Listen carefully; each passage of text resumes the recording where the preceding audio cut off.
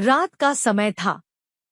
छोटा चिंटू अपनी मम्मी के साथ बिस्तर पर लेटा हुआ था।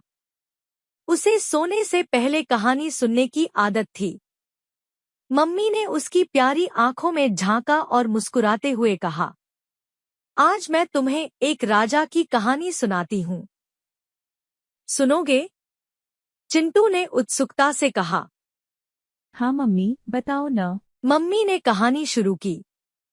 बहुत समय पहले की बात है। एक राज्य था जिसका नाम था आनंदपुर।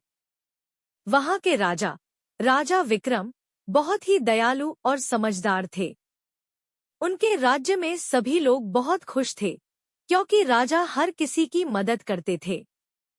लेकिन राजा को एक चिंता सताती थी। उनके महल के बगीचे में एक पुराना पेड़ था, जो बिल्कुल सूख गया था। राजा ने बगीचे के माली से कहा, इस पेड़ को हरा भरा बनाने का कोई उपाय करो। माली ने बहुत कोशिश की, लेकिन पेड़ में कोई बदलाव नहीं आया।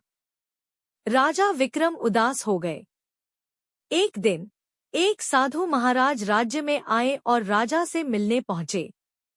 राजा ने साधु महाराज से अपनी चिंता बताई। साधु ने मुस्कुराते हुए कहा, महाराज, इस पेड़ को हरा भरा करने के लिए आपको इसके नीचे बैठकर हर रोज एक अच्छे काम की कहानी सुनानी होगी। राजा ने साधु की बात मानी और हर रोज पेड़ के नीचे जाकर किसी की मदद करने या किसी की दया दिखाने की कहानी सुनाने लगे। धीरे धीरे पेड़ में नई पत्तियां आने लगी और एक दिन वह पेड़ सोने की पत्तियों से भर गया। राजा और राज्य के लोग बहुत खुश हुए।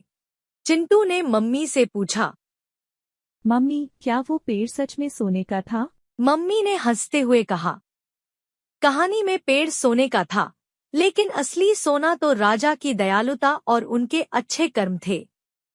जब हम दूसरों की मदद करते हैं और अच्छे काम करते हैं, तो हमारी जिंदगी में भी खुशियां और समृद्धि आती है।